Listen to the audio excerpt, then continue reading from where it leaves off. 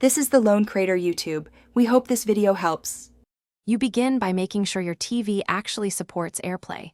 Many Samsung models from 2018 onward do.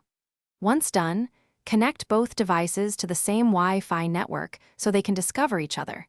This is critical because AirPlay uses local network discovery. Next, open the TV settings and enable Apple AirPlay. Make sure the TV is not in a guest network or isolated VLAN. You're now ready to move into the actual connection steps on the iPhone. You should open Control Center and tap Screen Mirroring so the iPhone searches for nearby AirPlay receivers. When your Samsung TV appears, select it. The TV may display a numeric AirPlay code.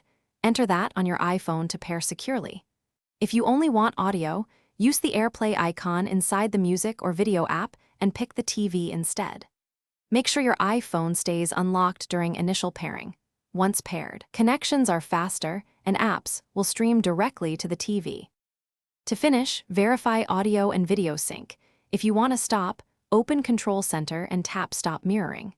If something goes wrong, restart the TV and iPhone first, then the router.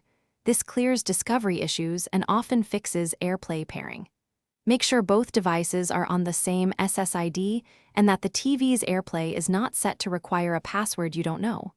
For lag or artifacts, switch to a less congested Wi-Fi band or move devices nearer to the router. Thanks for watching. Consider subscribing if we helped you.